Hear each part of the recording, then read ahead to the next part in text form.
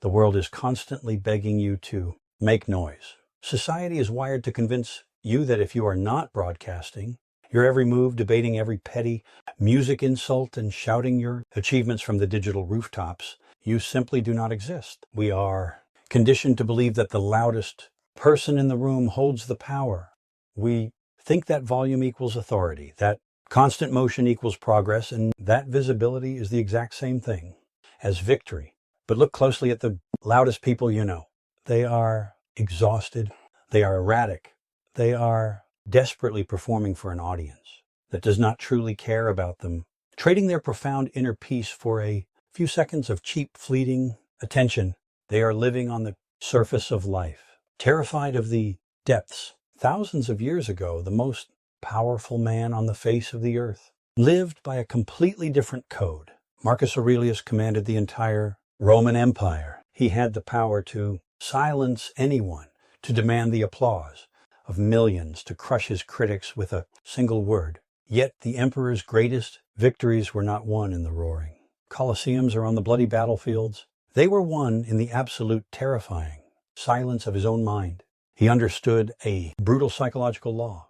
The man who needs the world to hear him is a slave.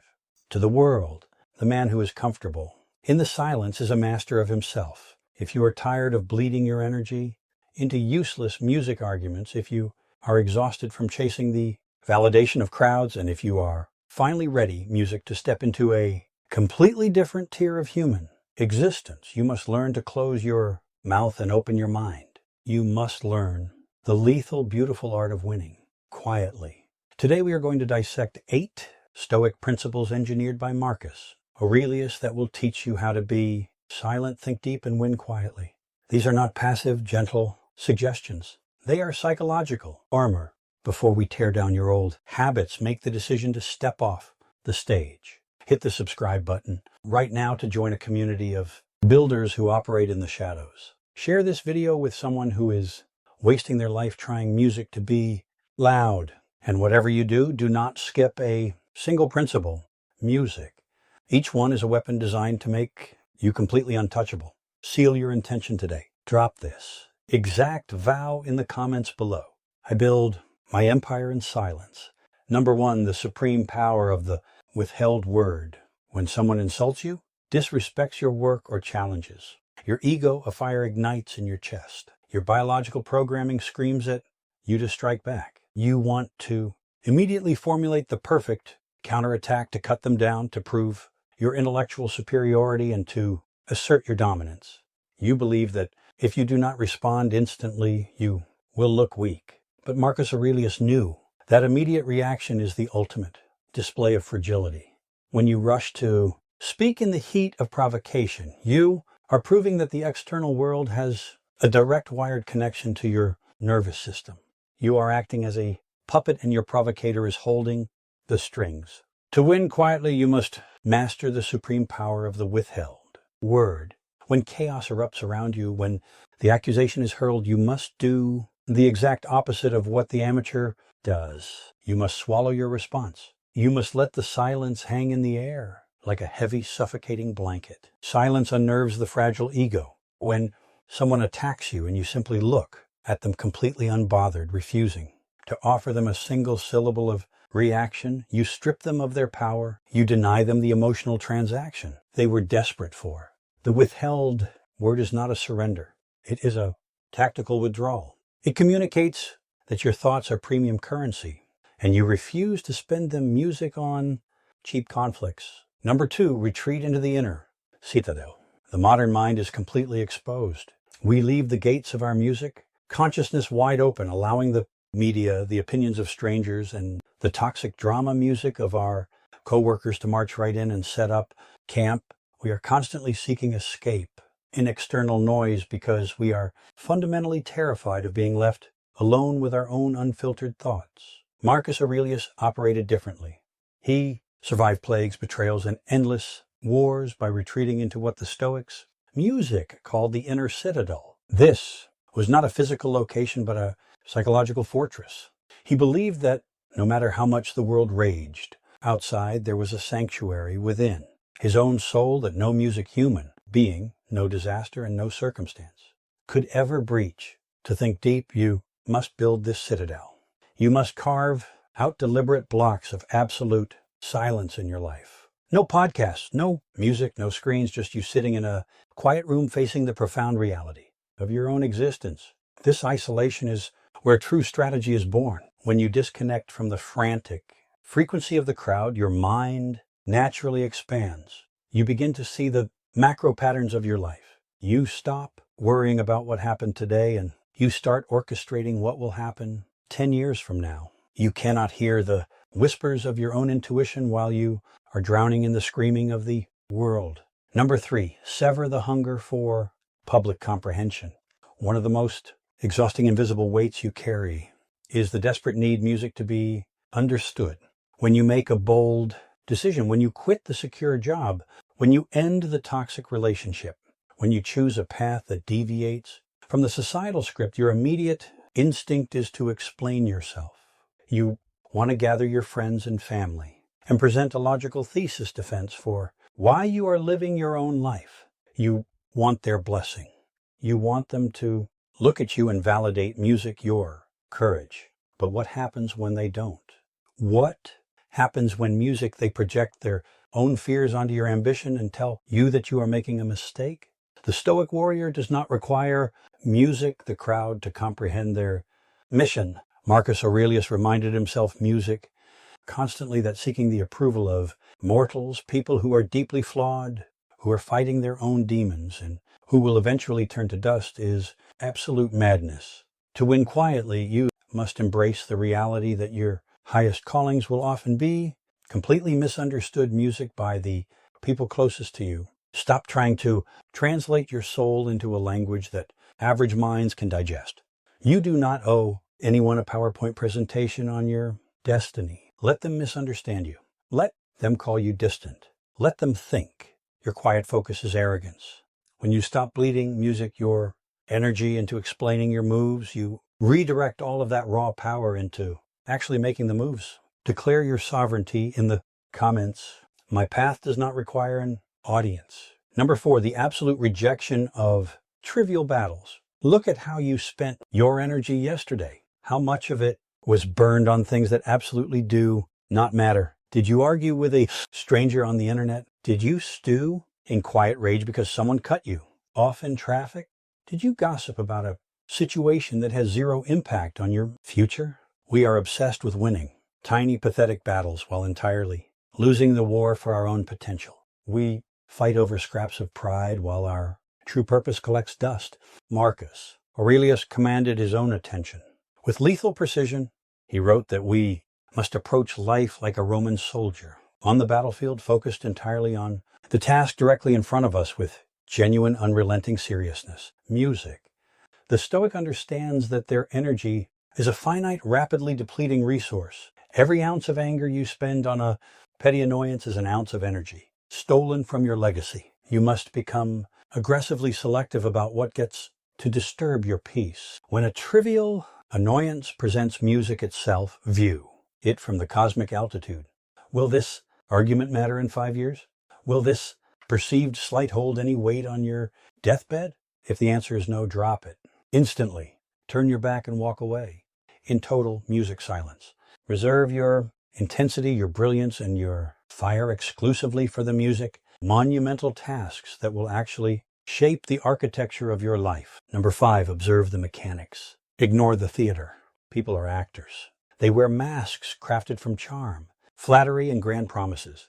They will tell you exactly what you want to hear, painting beautiful pictures of their loyalty and their competence. And most of the time, you fall for it. You listen to the sweet words and you ignore the quiet, subtle actions that contradict those words' music completely. To think deep and navigate the world without being destroyed by it, you must stop listening to the theater and start observing the mechanics. Marcus Aurelius was surrounded by sycophants and politicians who desperately wanted to manipulate music. He survived by watching what men did rather than absorbing what they said. When you learn to be silent, your observational powers multiply exponentially. You stop interrupting to insert your own ego, and instead you just watch. You Notice how the colleague who music preaches teamwork never actually stays late to help. You notice how music, the friend who claims to support you always, changes the subject when you experience a victory. Behavior is the only language that cannot lie. When you sit in silence and simply analyze the unvarnished music, data of human action, people become terrifyingly predictable. You stop being blindsided by betrayal music because you saw the cracks in their character months before the bridge collapsed. You win quietly because you're navigating a reality music based on cold, hard facts while everyone else is stumbling through a fantasy built on cheap words. Number 6, divorce the work from the applause. Why do you post your achievements online? Why do you constantly check to see who acknowledged your hustle? The modern ego is addicted music to the dopamine hit of external validation. We want the trophy before we have finished running the race. We want the world to clap for our grind. But there is a lethal danger in doing the work for the applause. If you need the crowd music to praise you, to keep going, then the crowd owns you. The moment they stop clapping, your motivation will shatter. You become a performing monkey, dancing only as long as the coins keep falling into the cup. Marcus Aurelius believed that doing the right thing, executing your duty, and pushing toward excellence was its own absolute reward. He wrote that asking to be praised for doing a good deed is like an eye asking to be praised for seeing, or a foot asking to be praised for walking. It is simply what you were designed to do. To win quietly, you must sever the cord between your effort and the world's recognition.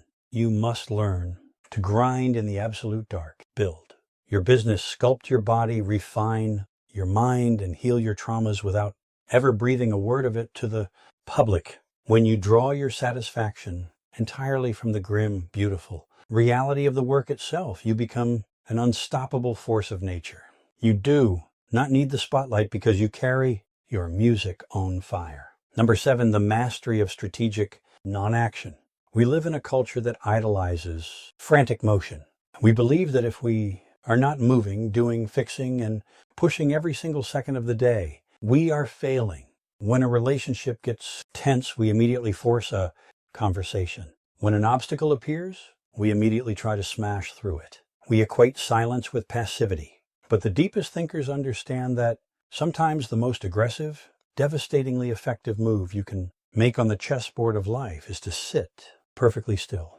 Marcus Aurelius recognized the profound wisdom of allowing the mud to settle. When you are faced with a chaotic problem, a complex negotiation, or a highly emotional conflict, your frantic intervention often just adds fuel to the fire.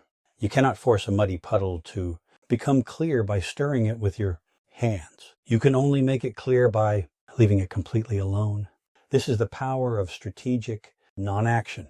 It is the terrifying discipline of looking a problem dead, music in the eye, and deciding to do absolutely nothing until the right moment reveals itself. It is trusting that the universe has its own natural rhythm and that your desperate interference is only delaying the natural music resolution. When you master the art of standing still while everyone else is panicking, you gain a panoramic view of the battlefield.